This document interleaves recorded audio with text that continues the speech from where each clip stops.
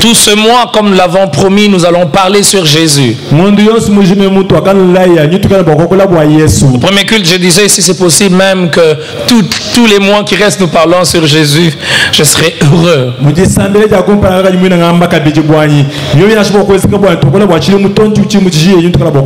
Parce qu'il n'y a que Jésus qui apporte la vie. Et c'est lorsque l'on parle de lui que les hommes sont changés, que les vies sont transformées. Au premier culte, nous abordons ce thème. Pendant ce mois, c'est un peu différent. Les autres mois, nous abordons le même thème au premier, au deuxième culte. Mais ce mois, au premier culte, le thème c'est Je suis. Et au deuxième culte, qui est Jésus?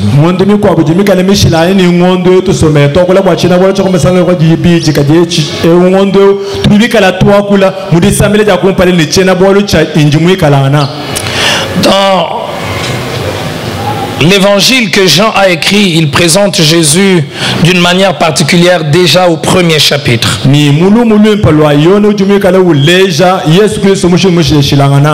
ce matin, nous allons étudier cette manière dont Jean présente Jésus.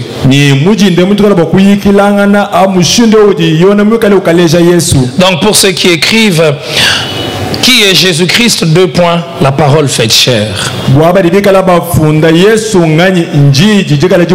Jésus est la parole faite chair. Et pour cela, j'aimerais que nous puissions lire dans Jean le chapitre 1er, le verset 1er. Ensuite, nous allons sauter pour lire Jean le chapitre 1er toujours, mais le verset 14. Au commencement était la parole, et la parole était avec Dieu, et la parole était Dieu, et la parole était au commencement avec Dieu. Le verset 14. Et la parole a été faite chair. La parole a été faite chair. Elle a habité parmi nous, pleine de grâce et de vérité. Et nous avons contemplé sa gloire, une gloire comme la gloire du Fils unique, qui est venu du Père. Vous savez, chaque livre que nous avons dans la Bible a été écrit avec un but. Nous croyons que Dieu est le véritable auteur de la Bible. De tous les 66 livres que nous avons dans la Bible. Mais Dieu a utilisé des instruments humains pour écrire sa parole. C'est vrai qu'il est l'auteur, mais il a laissé que la particularité de chaque instrument humain qu'il a utilisé pour écrire sa parole puisse ressortir.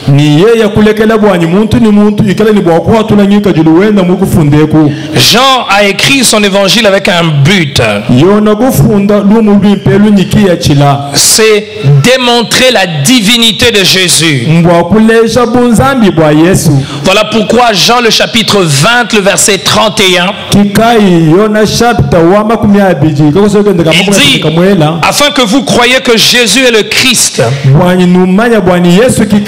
le Fils de Dieu, et qu'en croyant vous avez la vie en son nom.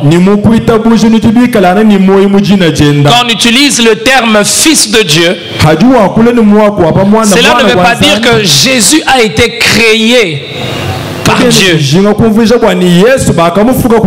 Les Juifs qui entendaient Jésus se présenter comme le Fils de Dieu comprenaient ce que cela signifiait. Cela signifiait que Jésus se proclamait Dieu. Et c'est pour cela qu'ils ont essayé de le lapider, de le tuer. Comment toi, un homme, tu te présentes comme étant Dieu? Fils de Dieu, ici, ayant rapport avec Jésus, signifie ayant la même nature.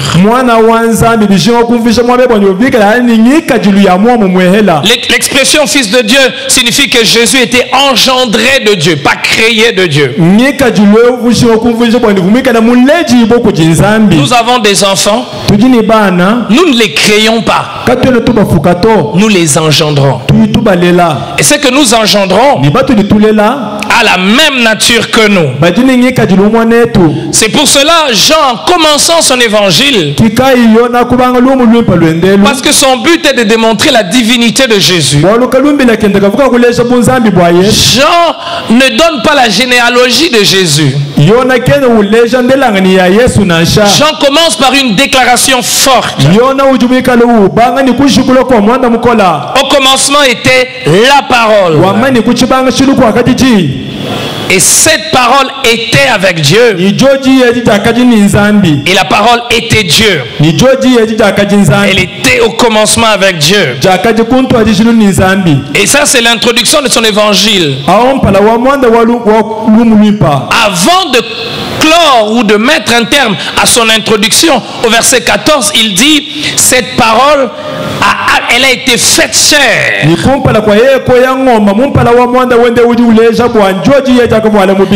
a habité parmi nous. Le terme parole dans l'évangile des Jean est utilisé pour désigner Jésus-Christ. Jean présente Jésus comme la parole de Dieu personnifiée. Il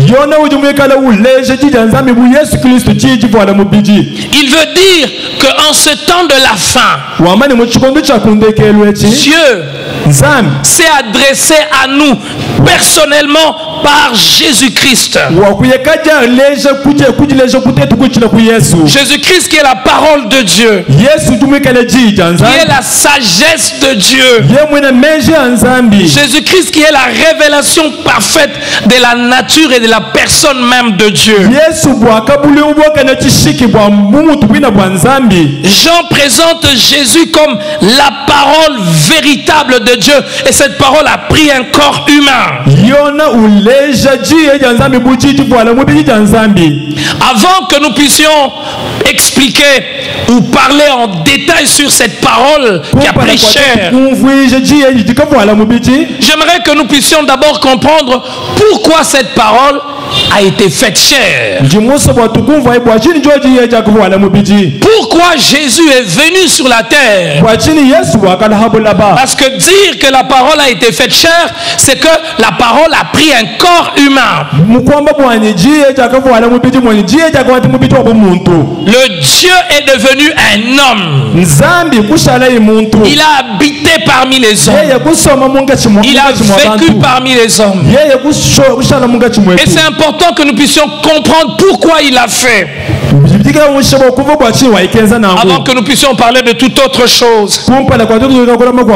Frères et sœurs, connaître pourquoi Christ est venu sur la terre est vital pour notre foi. Non seulement que c'est vital, mais c'est un encouragement pour nous. Face à toutes les épreuves qui peuvent survenir, la venue de Jésus-Christ sur la terre est une garantie et une preuve absolue de l'amour de Dieu pour les hommes. Ensemble, voyons 5 raisons pour lesquelles il est venu. Lorsque nous lisons dans Jean le chapitre 3, le verset 17, il est dit ceci: Dieu en effet n'a pas envoyé son fils dans le monde pour qu'il juge le monde, mais pour que le monde soit sauvé par lui. Vous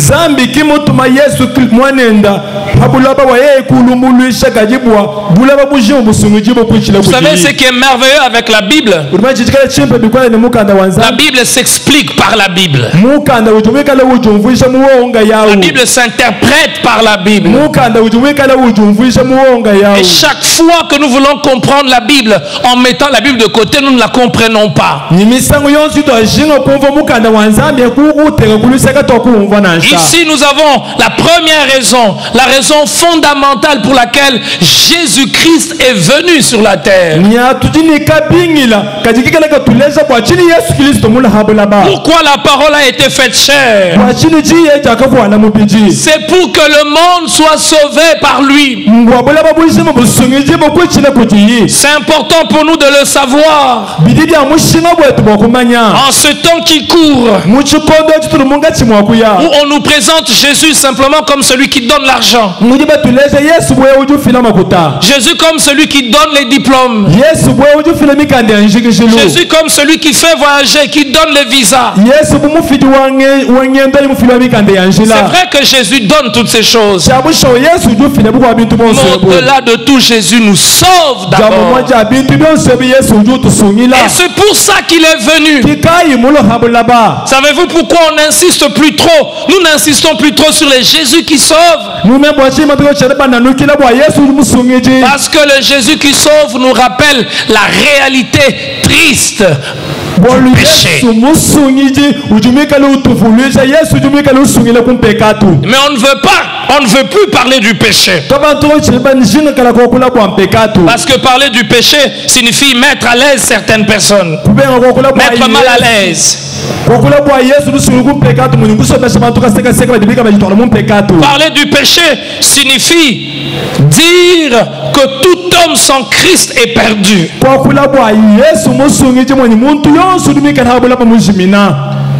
Si il est venu, c'est pour résoudre d'abord le problème du péché.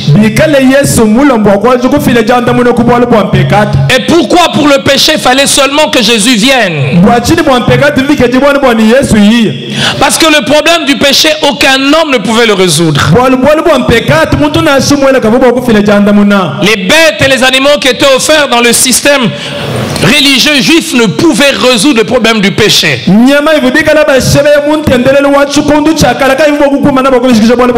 L'expression la mieux placée concernant les sangs qui étaient offerts à l'époque de Moïse et dans tous les systèmes religieux juifs, ça apaisait simplement la colère de Dieu.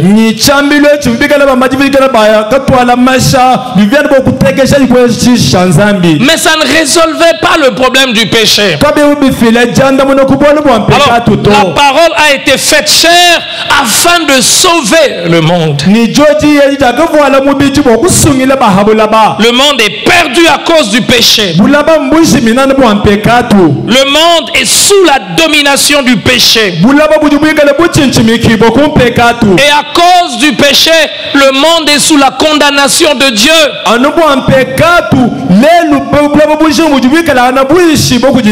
L'âme qui pêche, c'est celle qui mourra. Dimanche passé, on en parlait. Plusieurs personnes pensent que Jésus est mort à la croix pour payer une dette à Satan. Mais Jésus n'est pas mort à la croix pour payer une dette de Satan. Il est mort à la croix pour accomplir la justice de Dieu. Parce que la justice de Dieu exige que le pécheur puisse mourir.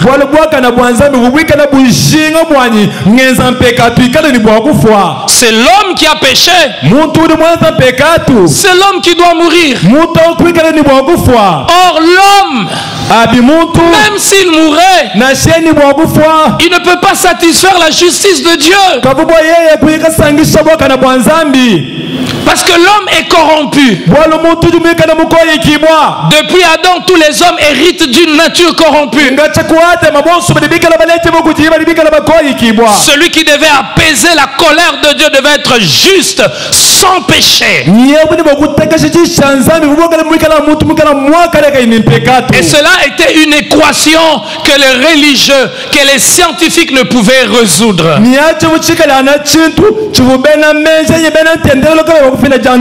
Alors Dieu lui-même a pourvu. La parole a été faite chair afin de mourir et de prendre notre place. Dans Jean 6, le verset 40,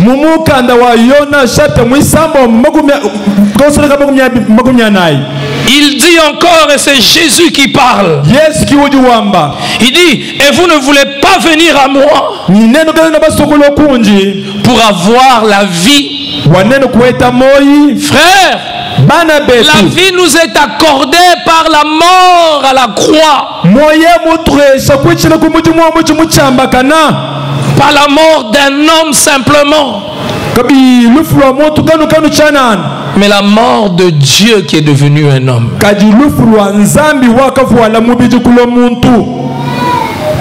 Et nous devons aller à lui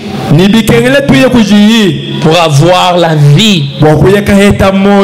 La parole a été faite chair pour nous sauver, pour nous libérer de l'emprise du péché, pas pour faire de nous des religieux. La parole a été faite chair, pas d'abord pour que nous puissions avoir des grands diplômes, pour que nous puissions nous marier, pour que nous soyons sauvés.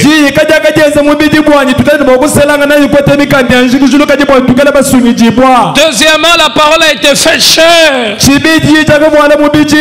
pour confirmer, pour accomplir les promesses de Dieu.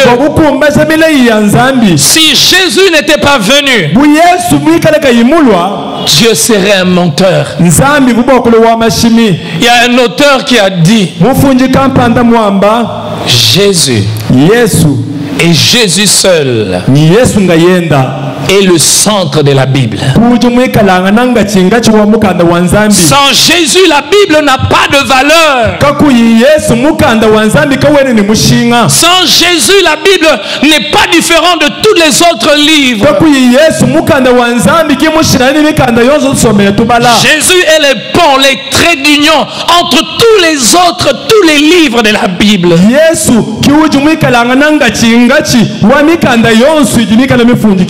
Jésus est le thème central de la Bible. Et c'est pour cela que Jésus doit être le thème de nos prédications. Jésus doit être le thème de nos chants. Parce que toute la Bible parle de lui. Depuis Genèse jusqu'à Apocalypse, plus de 40 écrivains ont écrit ces livres. Ils ont vécu environ pendant 1600 ans. La Bible a été écrite environ pendant 1600 ans. 7 siècles. Avec un seul thème. Et ce thème-là, c'est Jésus. On parle de lui dans le livre de Genèse. Quand vous lisez dans Genèse 3, le verset 15, il est dit ceci. Alors que dans les jardins d'Adam, dans les jardins d'Éden, l'homme a péché, que Dieu veut les chasser. Dieu dit ceci: je mettrai une inimitié entre toi et la femme, entre ta postérité et sa postérité. Celle-ci t'écrasera la tête et tu lui briseras le talon. Déjà dans le jardin d'Éden, Dieu parle de Jésus, la postérité de la femme qui allait écraser la tête. Et là il parle de la croix. Bien aimé, que c'est une folie de prier à longueur de journée, de chanter à longueur de journée, mais de ne pas connaître celui que l'on chante, de ne pas connaître celui que l'on prie, pas connaître pourquoi il est venu. Frère, si on lit la Bible sans voir Jésus, ce n'est pas la Bible que l'on lit. Il est venu, il a pris une chair humaine pour accomplir les promesses de Dieu. La Bible, tout l'Ancien Testament parle de celui qui devait venir. Et dans Genèse, dans le jardin d'Éden, Dieu a dit sa postérité, la postérité de la femme écrasera le talon, écrasera la tête du serpent.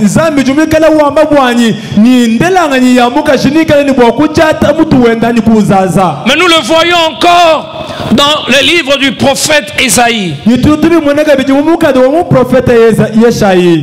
Le chapitre 9, le verset 5.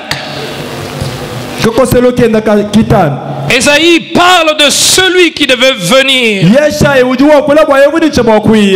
Et ceux qui ont étudié l'évangile, que dis-je, les livres d'Ésaïe présentent Ésaïe comme l'évangéliste de l'Ancien Testament.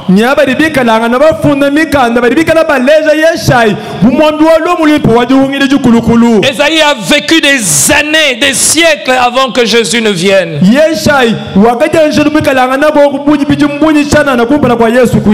au chapitre 9, le verset 5, il dit: car un enfant nous est né.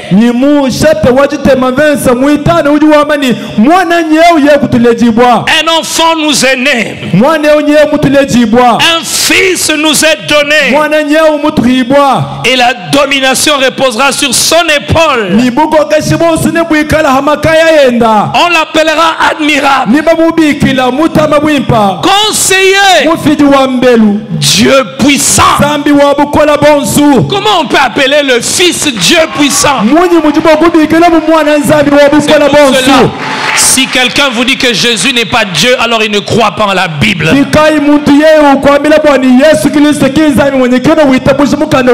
Parce que celui qui est mort à la croix n'était pas simplement la sagesse, n'était pas simplement la première des créatures. Celui qui est mort à la croix, qui a pris un corps humain, était Dieu. Mais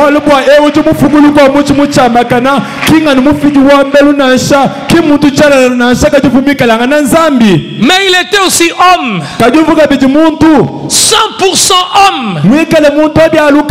Il n'était pas en partie homme et en partie Dieu. Il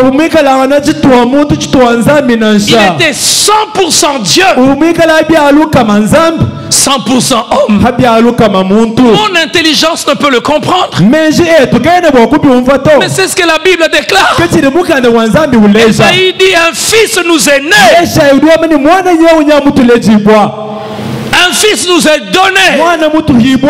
On l'appellera admirable, conseiller, Dieu puissant. Ce fils qui nous est donné, il est Dieu.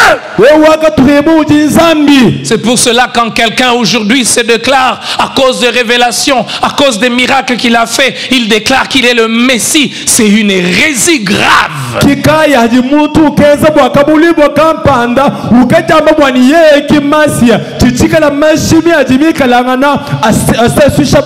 Frère, les miracles ne font pas de nous de Dieu. Les révélations que nous pouvons obtenir de Dieu ne font pas de nous de Dieu. Il n'y a qu'un seul, le Fils qui nous a été donné. On l'appellera admirable,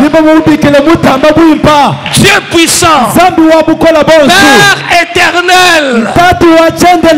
Pourquoi on l'appelle Père éternel? Parce qu'il n'a pas été créé, il est éternel.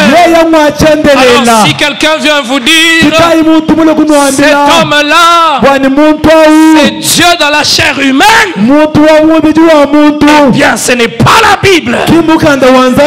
Si quelqu'un vous dit que ce pasteur, ce prophète, ce docteur, c'est Dieu dans la chair humaine, c'est pas la Bible. Il n'y a qu'un seul qui s'est incarné une seule fois.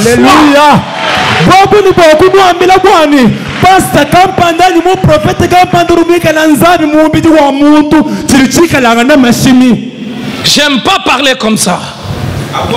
J'aime pas parler comme ça, j'aime pas de polémique. Mais la vérité, on doit la dire. La parole a été faite chair une seule fois. Nulle part dans la Bible, on nous montre que la parole devait prendre la chair une seconde fois.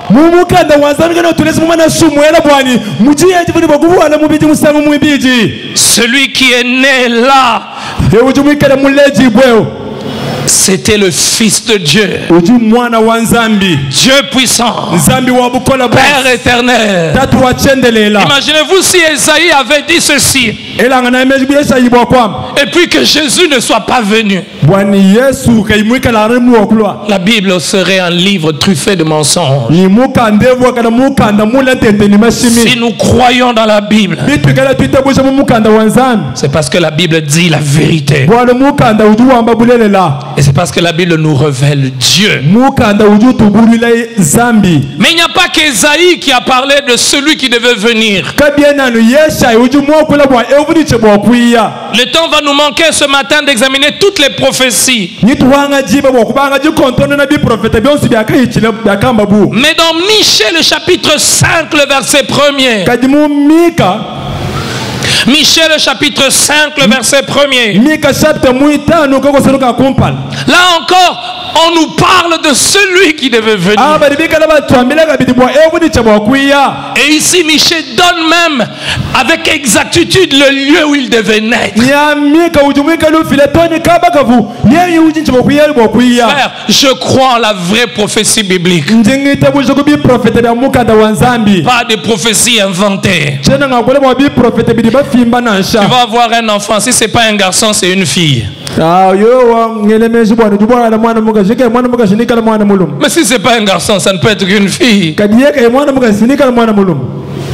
Je vois qu'on te combat. Un chrétien normal n'a pas besoin qu'on lui rappelle qu'on le combat. Il sait qu'il est en mode combat. Un chrétien normal n'a pas besoin qu'on lui rappelle qu'on le combat. Il sait qu'il est en mode combat.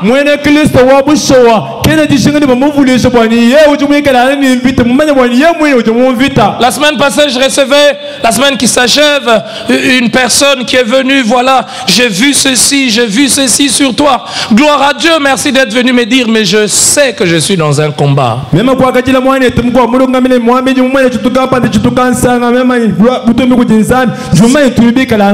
Si cela n'était pas le cas, pourquoi l'apôtre Paul dit revêtez toutes les armes de Dieu?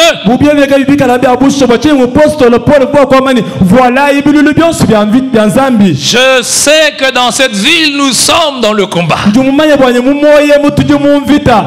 Et même tous les petits démons et les sorciers savent que nous sommes là et nous allons les vaincre par le sang de Jésus. Michée 5, le verset 1er. Le prophète dit: et toi, Bethléem, Ephrata, petite entre les milliers de Juda,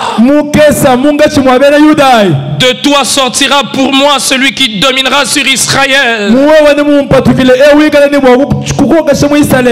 Écoutez comment on dit. Et dont les origines remontent aux temps anciens. Au jour de l'éternité. Avant que le temps ne puisse exister, Jésus existait déjà.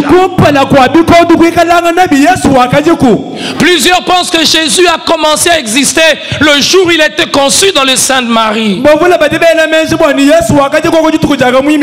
Jésus a commencé à exister avant que Marie n'existe. Parce que Jésus était Dieu. Marie était simplement une mère porteuse. J'insiste. Marie était simplement une mère porteuse. Aujourd'hui, la médecine explique C'est possible par la médecine. On peut prendre un enfant d'un autre couple et faire que ce soit une autre femme qui porte cet enfant dans son sein.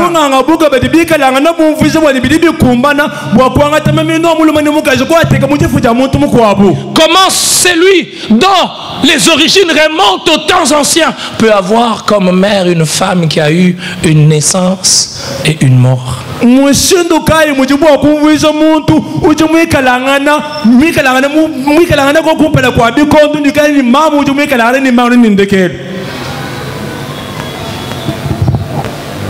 Et ici, Michée annonce même la ville où il devait naître.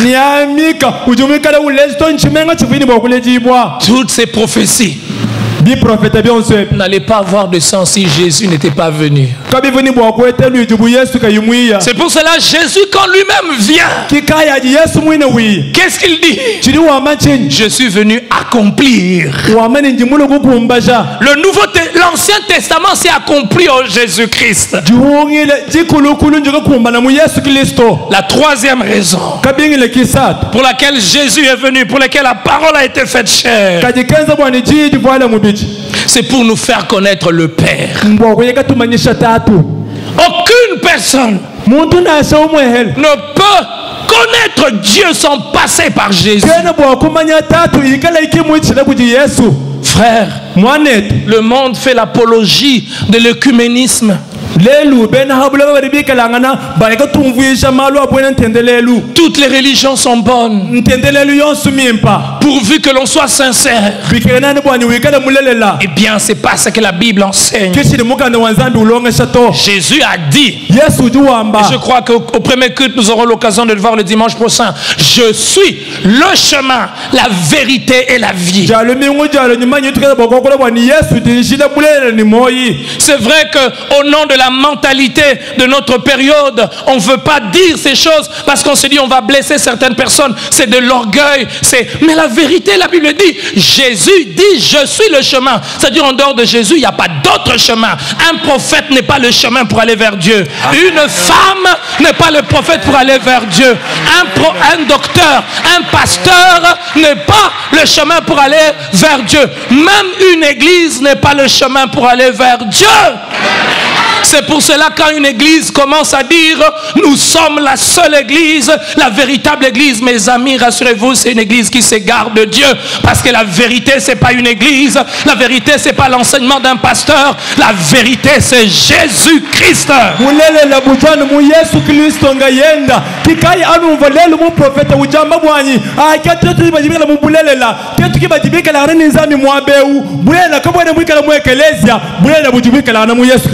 Frère, nous n'enseignons pas que pour être sauvé il faut venir à la borne, non. Et nous ne croyons pas que dans toute cette ville il n'y a que nous qui avons la vérité, non. Dans toutes les églises où la parole est prêchée avec humilité, avec autorité dans son intégralité, où on croit en la divinité de Jésus, où on croit en sa mort, il y a de vrais chrétiens.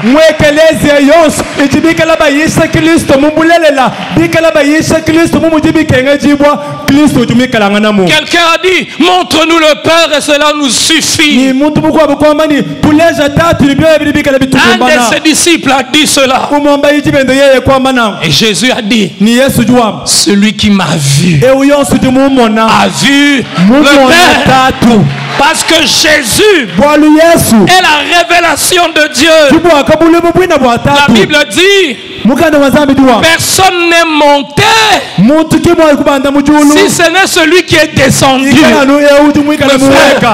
Vous savez, je me suis rendu compte que pendant des mois et des mois, je vous ai prêché beaucoup de choses, mais je vous ai peu prêché de Jésus. J'aimerais pendant des mois vous parler de Jésus. Amen.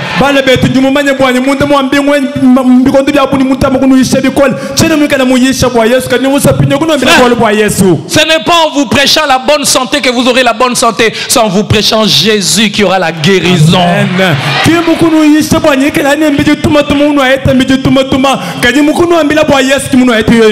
Et je je suis chaque fois frappé quand je lis les actes des apôtres. Les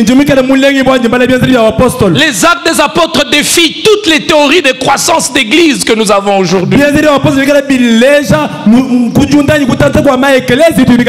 Aujourd'hui, quand on entend qu'est-ce qu'il faut faire pour que l'église puisse croître, on va expliquer beaucoup de théories. Mais dans les actes des apôtres, le premier jour de la Pentecôte, 3000 personnes se sont converties. Une seule prédication. Ils n'avaient pas d'internet. Ils n'avaient pas de radio. Ils n'avaient pas des méthodes que nous avons aujourd'hui pour évangéliser. Le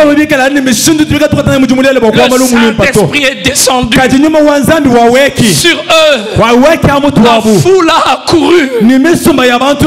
Pierre s'est tenu pour prêcher. Il avait un message. Son message, ce n'était pas la prospérité. Son message, ce n'était pas la délivrance. Son message, ce n'était pas le parler en langue. Son message, ce n'était pas la délivrance. Son message, c'était Jésus-Christ. Et ce jour-là, 3000 personnes se sont converties. Et quand vous lisez la suite dans les actes des apôtres, on dit qu'il ajoutait chaque jour des personnes. Après, c'était 5000. Savez-vous pourquoi nos églises ne croissent plus? Parce qu'on ne parle pas de Jésus. Jésus est l'amour de Dieu. Jésus est la pièce maîtresse du plan de Dieu. Là où Jésus est prêché, Dieu est honoré. Parce qu'il a accepté que son fils vienne. Il meurt à la croix. Là où Jésus est prêché, Dieu envoie des multitudes. Dieu n'envoie pas des multitudes là où on crie. Là où les gens tombent. Je crois en la puissance du Saint-Esprit. Nous voyons dans nos cultes des gens tomber, être délivrés. Mais le but, ce n'est pas que les gens tombent. Le but, c'est que les gens connaissent Jésus-Christ. Je peux vous dire quelque chose. Pendant ces 3 mois où nous n'allons parler de rien d'autre que de Jésus-Christ, préparons-nous pour avoir plus de chaises parce qu'il n'y aura plus de place. Vous savez, quand on est jeune prédicateur, on croit qu'il faut prêcher ce que les hommes aiment entendre pour que la vie soit là. Prêchons ce que Jésus nous demande de prêcher. Et le reste, c'est son affaire. Est-ce que je peux entendre votre amen?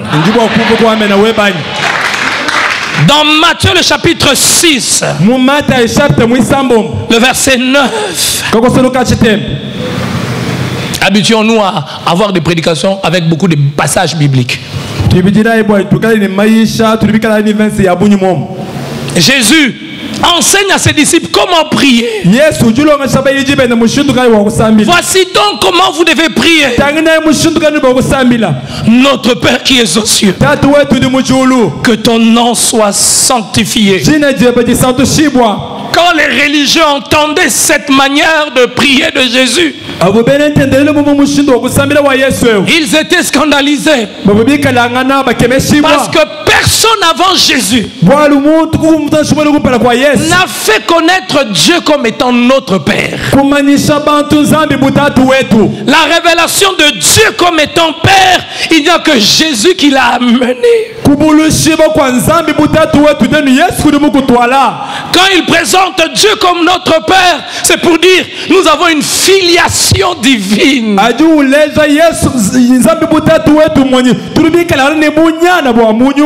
Dans Jean 14, le verset 9, il est dit ceci. Jésus lui dit, il y a si longtemps que je suis avec vous et tu ne m'as pas connu. Philippe, qui m'a vu, a vu le Père. Comment dis-tu, montre-nous le Père? Le verset 10. Ne crois-tu pas que je suis dans le Père et que le Père est en moi? Mais nous avons lu dans le livre du prophète Ésaïe, le chapitre 9, le verset 5, où il est dit, un fils nous est donné. On l'appellera comment? Admirable Dieu, Père. Mais celui, quand lui-même vient sur la terre, de quel Père il parle?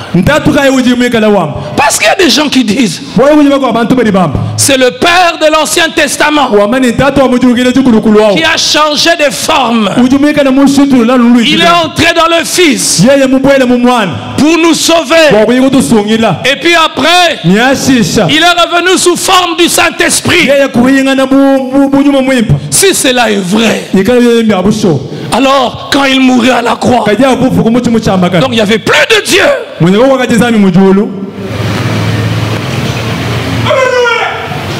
Amen, mon frère. Quand il mourait à la croix, c'est qu'il n'y avait plus de Dieu. Et le jour où on les baptisait, une voix s'est fait entendre du ciel. Et la voix dit quoi? Celui-ci est. Et qu'est-ce qui est descendu? Une colombe. Et c'était quoi? Et celui qui était dans les eaux était qui?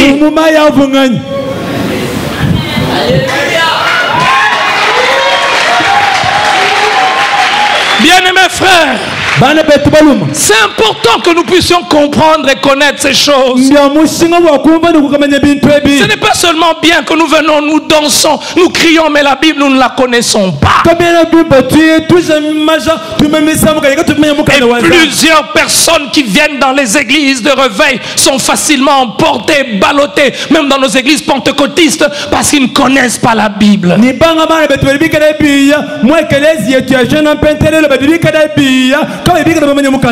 Parce qu'il suffit que quelqu'un vienne lui dire une histoire et puis il est ballotté, il n'a pas de référence biblique.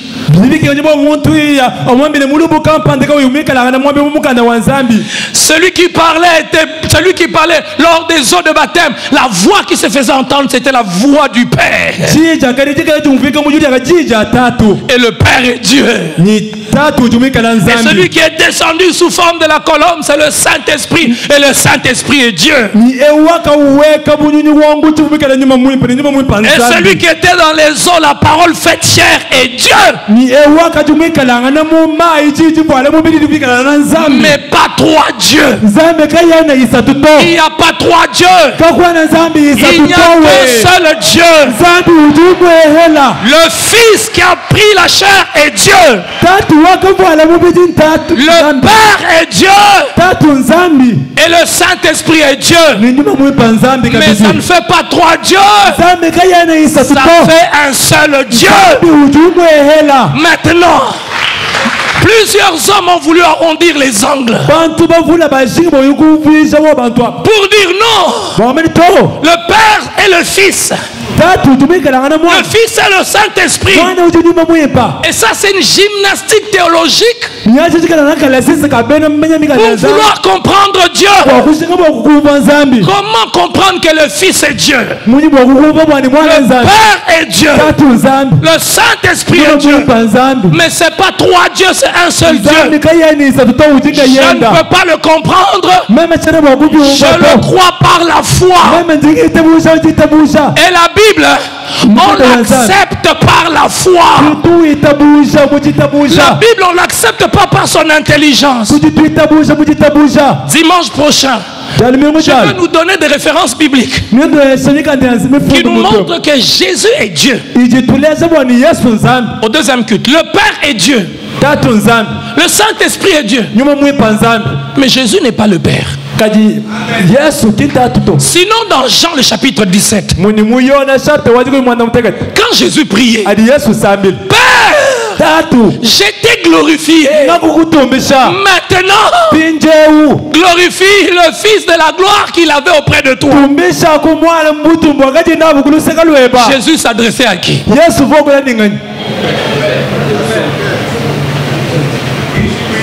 Jésus s'adressait à qui? Frère, j'ai l'assurance de mon salut.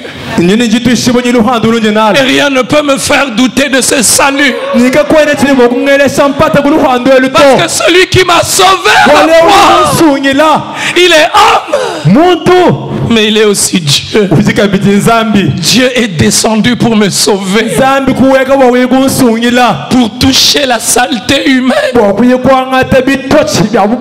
Maintenant, si toi tu ne m'aimes pas, je vais mourir.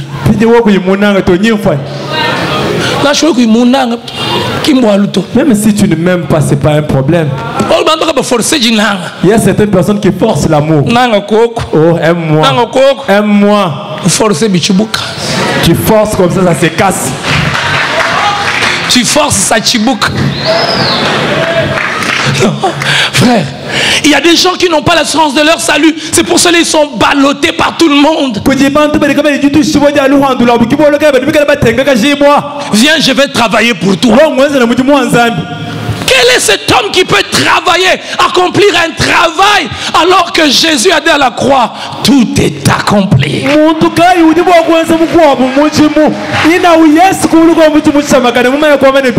a dit à la croix, tout est. Si nous comprenons cela, nous n'allons pas courir à gauche et à droite. Oh non, on a dit qu'un prophète est venu de là. Il est venu du nord. Il est venu du sud.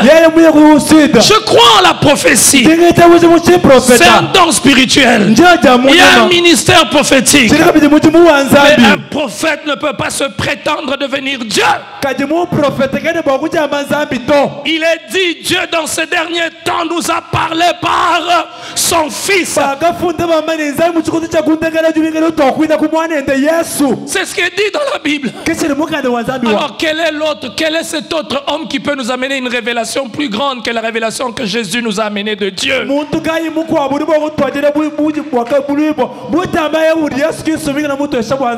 Dans Jean le chapitre 1er, le verset 18, pour nous faire connaître le Père.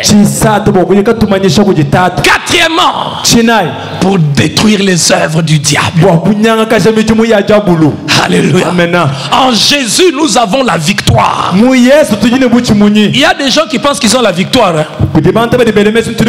Quand ils ont beaucoup prié, ils transpirent. Elle est enceinte. Elle est enceinte. Elle a peur. On va prendre mon bébé. Parfois nous entendons des enseignements. Quand une femme enceinte, elle ne doit pas se promener. On va ravir cet enfant-là. Traduis bien. On va Donc on va ravir l'enfant en esprit. Le véritable chrétien ne vit pas dans la peur. Celui qui est en nous a détruit les œuvres du diable. Ce n'est pas le pasteur qui a détruit les œuvres du diable. On voit des gens marcher avec la photo de leur pasteur.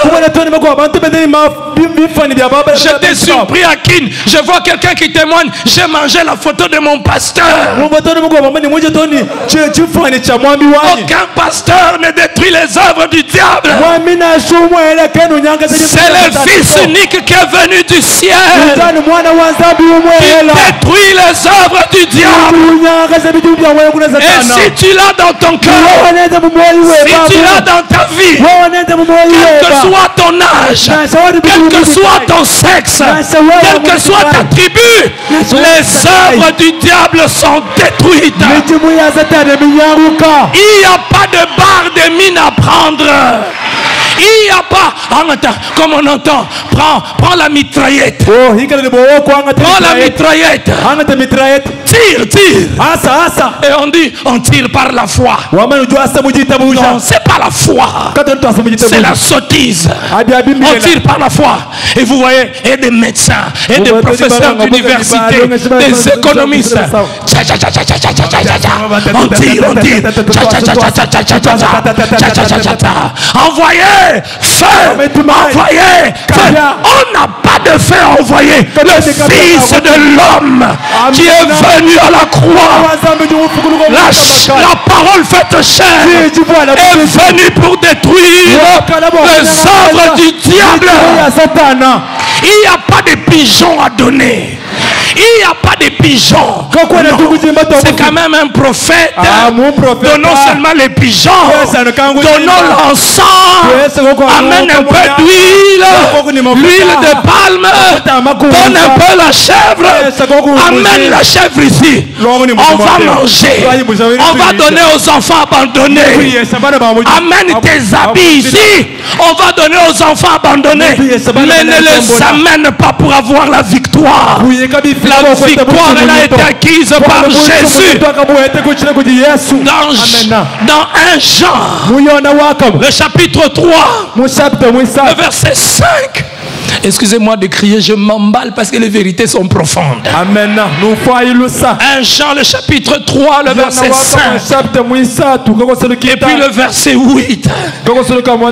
Il est dit, or vous le savez, Jésus est apparu pour ôter le péché. Et il n'y a point en lui de péché. Et le verset 8. Celui qui pêche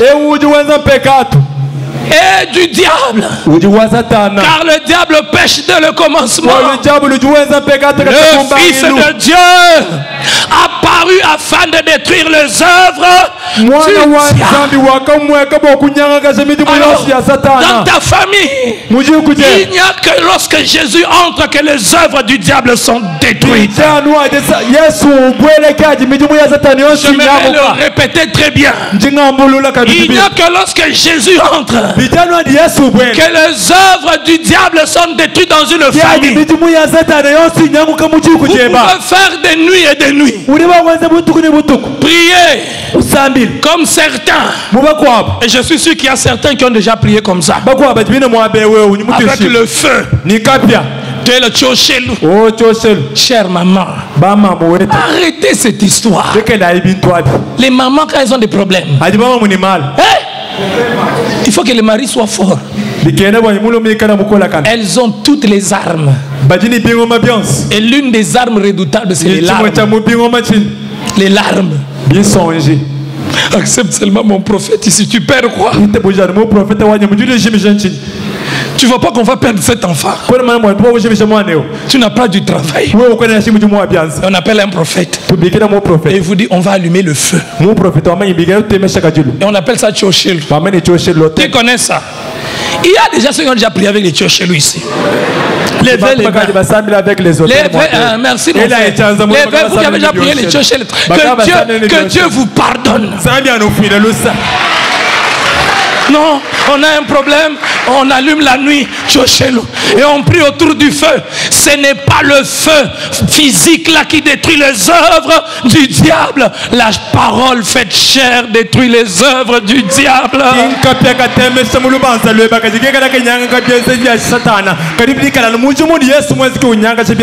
Et tu n'as pas besoin de crier pour que les œuvres du diable soient détruites. Tu as besoin d'être dans le Fils. Il dit je suis le quoi? Vous êtes les. Je suis le. Vous êtes le serment est attaché à quoi? La sève qui coule dans le cep va jusqu'à où? La vie qui coule dans le cep va jusqu'à la victoire du cep, c'est la victoire de... Je n'ai pas besoin de crier pour avoir la victoire. Quand j'entre dans mon bureau et que le bureau il est hanté, ce n'est pas mes cris qui détruisent les œuvres du diable. C'est Jésus qui a détruit les œuvres du diable. Alors j'entre dans mon bureau, je ne tremble pas. Les œuvres du diable ont été...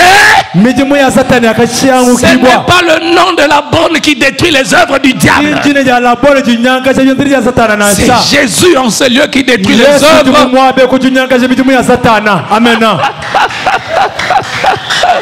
Entre le premier culte et le deuxième culte, encore aujourd'hui, il y a une sœur qui est venue voir le pasteur Héros qui lui disait: voilà ce que j'ai vu sur le pasteur, voilà, il y a ceci, il y a rien.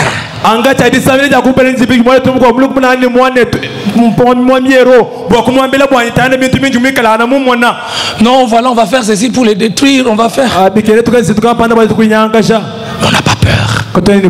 Le Fils de l'homme est venu pour détruire les œuvres du diable. Il y a 10 ans, on me répétait ici qu'aucune église ne pouvait évoluer en ces lieux.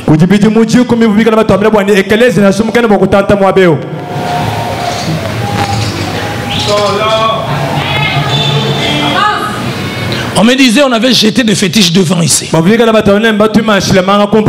n'a pas changé de parcelle. Même parcelle. Mais Jésus. Yes. Je me rappelle quand on a fait retour à l'essentiel pour la première fois, que c'est passé à la radio, des gens ont dit on verra ces petits pasteurs là s'il va tenir. Ça fait maintenant 10 ans. Et la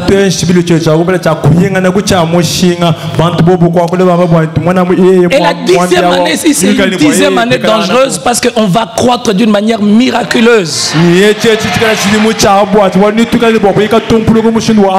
Et avec notre radio qui arrive bientôt l'évangile partout. Tu te réveilles, on parle de Jésus. À midi, on parle de Jésus. Le soir, on parle de Jésus. Le soir, on parle de Jésus. À minuit, tu n'as pas le sommeil, on te parle de Jésus. Et si ça te dérange, change d'église. Si ça te dérange, fais quoi? Si ça te dérange que l'on parle de Jésus, fais quoi?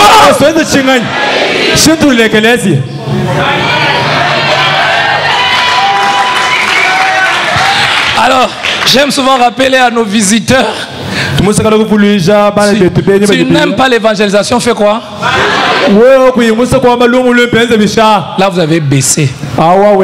Tu n'aimes pas l'évangélisation, fais quoi? Si quelqu'un ne dit pas à tes côtés, regarde-lui très bien. Tu n'aimes pas l'évangélisation, fais quoi? Mais écoute, maintenant, regardez comment vous évangélisez. Chaque jour, on évangélise. Pour que les gens viennent ici qui s'attachent à un homme. Non.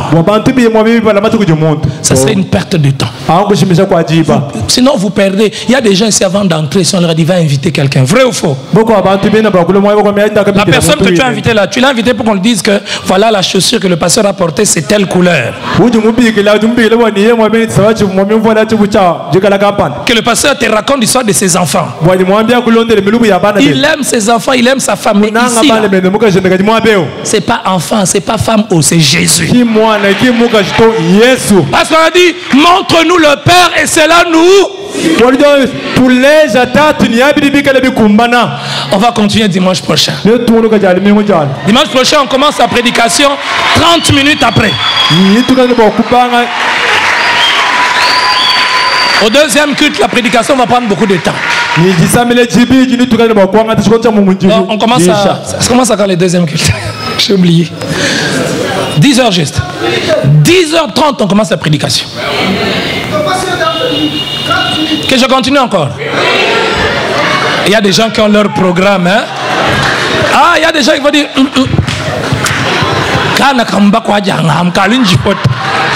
Ce petit débat là. Non, mais entre nous. Maintenant, j'ai...